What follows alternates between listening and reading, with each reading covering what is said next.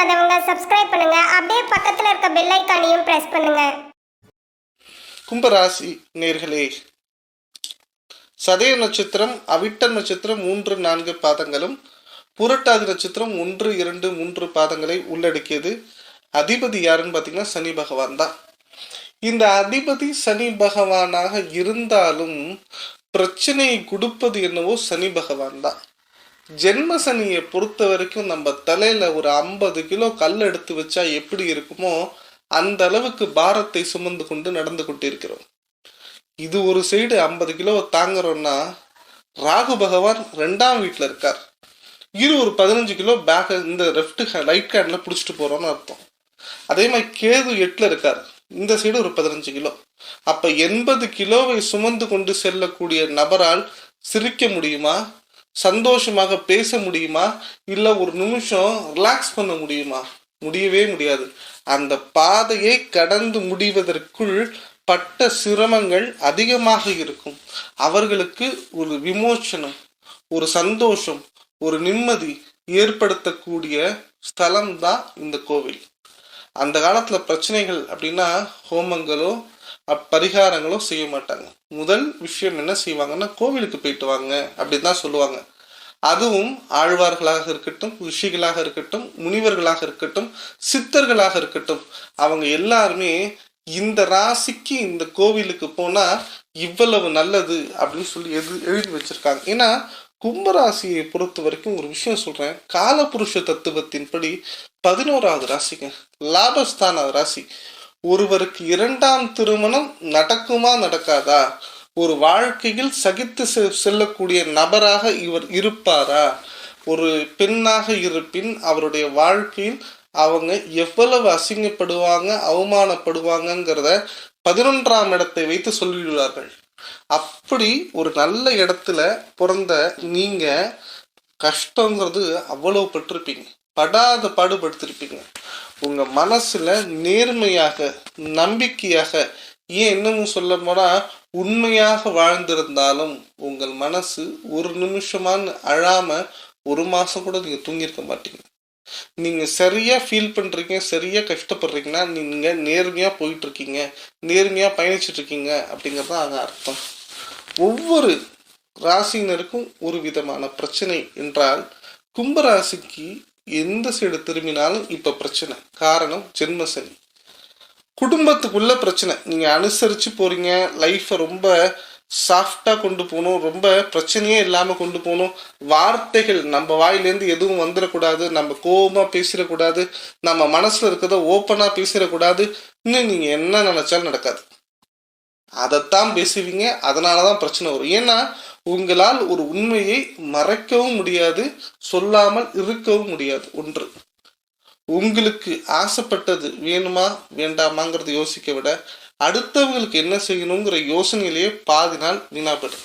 2, 3வது விஷயம், குடும்பத்தில் ஒரு சின்ன சலசலப்புன்னு இருந்துட்டே இருக்கும். அதற்கு என்ன சொல்யூஷன்ங்கிறது நீங்க பெரிய விஷயமா எடுத்து செஞ்சுட்டு இருப்பீங்க.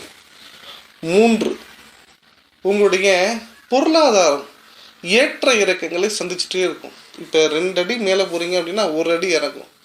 எதனால பொருளாதாரத்துல இவ்வளவு ஒரு மாறுபாடுகள் அப்படிங்கிறது ஒரு பெரிய சவாலா இருக்கும் உங்களுக்கு. அதே மாதிரி குழந்தை பாக்கியம் அது ரொம்ப சிக்கலானதாக இருக்கும். இதெல்லாம் தாண்டி பிஸ்னஸ் பண்ணக்கூடிய ஒவ்வொரு கும்பராசினியர்களுக்கும் என்ன செய்வதென்று தெரியாமல் வாழ்க்கையை வாழ்ந்து கொண்டிருக்கிறார்கள். அதுலயும் குறிப்பா இதுதான் செஞ்சா பெஸ்ட், இது செஞ்சாதான் ஒஸ்ட் அப்படிங்கிறது தெரியாம அவங்களுடைய எண்ண ஓட்டங்களுக்கு தகுந்தாற்போல் செல்கிறார்கள். முக்கியமா இவருக்கு என்ன தசா புத்தி நடக்குதுன்னு பாதி பேருக்கு தெரியாது.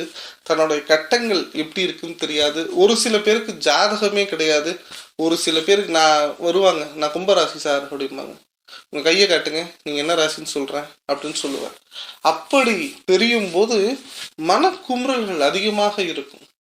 தன்னால் முடிந்தவரை தன்னை சுற்றி உள்ளவர்கள் நிம்மதியாக இருக்க வேண்டும் என்று நினைக்கக்கூடிய ஒரு ராசி இந்த கும்பராசி. ஆனால் அடுத்தவர்கள் நிம்மதிக்காக கஷ்டத்தை அனுபவிக்கக்கூடிய ராசி கும்பராசி. உங்களுக்கு இந்த கோவில் பெஸ்ட் கோவிலுங்க.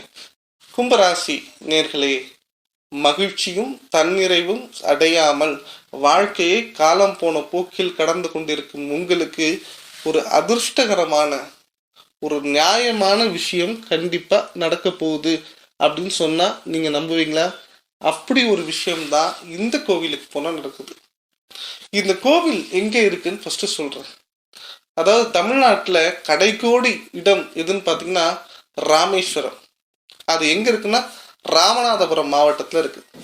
இந்த ராமநாதபுரம் மாவட்டத்தில் இருக்கக்கூடிய தேவிப்பட்டினம் அப்படிங்கிற கோவில் தான் கும்பராசினியர்களுக்கு ஒரு விமோச்சனத்தை ஏற்படுத்த போகிறது. இந்த விமோச்சனத்தை எப்படி ஏற்படுத்த போகிறது அப்படிங்கிறதாங்க முக்கியமான விஷயம். அதாவது இந்த தேவிப்பட்டினம் எப்படி போனா போய் ஃபர்ஸ்ட் நீங்க என்ன செய்யணும், சிவகங்கை திருச்சி எந்த ஊர்ல இருந்தாலும் நீங்க ராமநாதபுரம் போய் இறங்கிடுங்க. ராமநாதபுரம் இறங்கி அங்கேருந்து தேவிப்பட்டினம் அப்படின்னு கேட்டிங்கன்னா ஒரு பஸ், அது ஒரு ஊர்ல போய் பஸ் ஸ்டாண்ட்ல நிப்பாட்டுறாங்க. தேவிப்பட்டினம் பஸ் ஸ்டாண்ட்ல நிப்பாட்டுவாங்க. அங்கேருந்து நீங்க ஆட்டோ பிடிச்சு போகலாம், நடந்து போகலாம். ஒரு 5 நிமிஷம் வாக்கபிள் நடந்து போனீங்கன்னா கடற்கரை வந்துடும். அங்க நீங்க என்ன செய்யணும்னா முதல்ல ஆலமரத்தடி இல்ல அரச மரத்தடிக்கு கீழே இருக்கக்கூடிய விநாயகரை வணங்குங்கள்.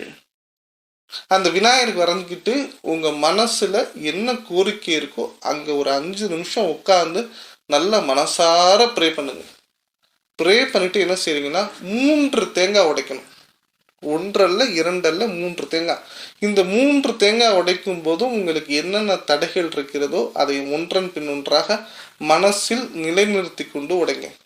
முதல் தேங்காய் எனக்கு குழந்தை பிறக்கணும், 2வது தேங்காய் எனக்கு பொருளாதாரம் நல்லா இருக்கணும், 3வது தேங்காய் எனக்கும் வீட்டில் உள்ள நபர்களுக்கும் தேவையில்லாத சண்டை வரக்கூடாது அப்படிங்கிற மாதிரி என்ன இது என்று ஜென்ரலான ரெக்குயர்மெண்ட் சொல்றேன். உங்களுக்கு தனிப்பட்ட முறையில் என்ன மாதிரி ரெக்குயர்மெண்ட்ஸ் கூட இருக்கலாம். ஒரு சில பேர் வெளியில சொல்ல முடியாத சில பிரச்சனைகள்ல கூட இருக்கலாம். ஒரு சில பேர் என்ன வாழ்க்கை இப்படித்தானா, நம்ம வாழணுமா அப்படிங்கிற அளவுக்கு கூட சில பேர் இருப்பாங்க. ஸோ உங்களுடைய பிரச்சனைகள் என்னவோ அதற்கு தகுந்த மாதிரி தேங்காய் உடைச்சிருங்க.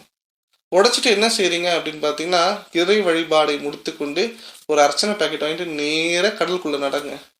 அந்த கடலுக்குள்ள பார்த்துருக்கு நடந்தீங்கன்னா உள்ளுக்குள்ள நவகிரகம் இருக்கும். அந்த நவகிரகத்தை 3 வாட்டி சுத்துங்க.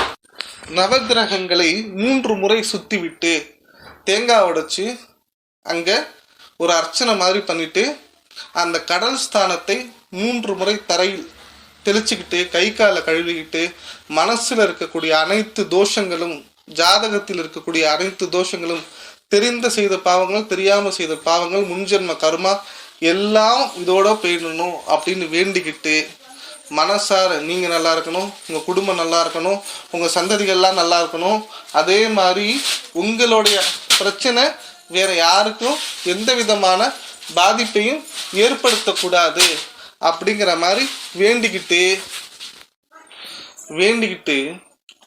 நல்லா தெரிஞ்சு வச்சுக்கோங்க. இந்த பிரச்சனைகள்லாம் முடிஞ்சிடணும் அப்படின்னு சொல்லிட்டு இந்த கோவிலுக்கு வேற யாரையான கும்பராசினியர்களுக்கு பிரச்சனைனாலும் அவங்கள போக சொல்லுங்க. கண்டிப்பா வாழ்க்கையில நிம்மதிங்கிறது ஏற்படும், சந்தோஷம் அப்படிங்கிறது ஏற்படும், மகிழ்ச்சி அப்படிங்கிறது ஏற்படும், உங்களுக்கு குறைவில்லாத செல்வம் ஏற்படும், கடன் தொல்லை மறையும், குழந்தை பாக்கியம் ஏற்படும், வெளிநாட்டு விசா கிடைக்கும், ஜாப் பர்மனண்ட் ஆகும், உங்களுடைய என்ன விதமான பிரச்சனைகள்னாலும் ஒரு முடிவுக்கு வரும், நிம்மதி பிறக்குங்க. இதுதாங்க இந்த ஸ்தலத்துடைய பெருமை. மேலும் தகவலுக்கு எங்க சேனலை மறக்காம சப்ஸ்கிரைப் பண்ணுங்க. நன்றி.